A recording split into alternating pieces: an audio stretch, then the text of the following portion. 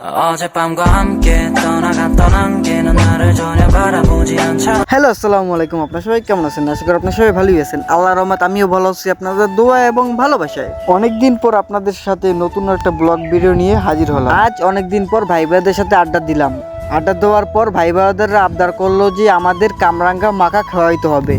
ছোট ভাইদের আবদার না করে কেমন করেছে, সেজন্য চলে আসলাম ফারদিন ভাইয়ের বিয়ে বাড়ি। কারণ হচ্ছে আমাদের গাছে এবার কামরাঙ্গা অতটা হয়নি, সেজন্য ফারদিন ভাই বললো আমার বিয়ে বাড়ি চল, তোদের কামরাঙ্গা মাখা খাওয়াবো হানি। তাই চলে আসলাম ফারদিন ভাইয়ের বিয়ে বাড়ি। একজন দেখতে পাচ্ছেন গাছে উঠে গেছে, কামরাঙ্গা পাড়তে আছে। মাশাআল্লাহ, এই গাছটি তো অনেক সুন্দর কামরাঙ্গা হয়েছিল।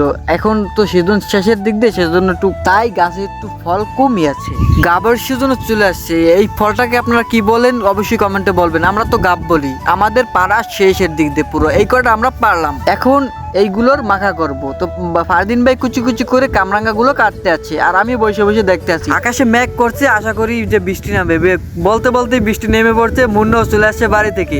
এখনো যারা আমাদের চ্যানেলে সাবস্ক্রাইব করেন, অবশ্যই সাবস্ক্রাইব করে আমাদের পাশে থাকবেন এবং ফেসবুক থেকে দেখলে লাইক, কমেন্ট এন্ড শেয়ার দিয়ে দেবেন।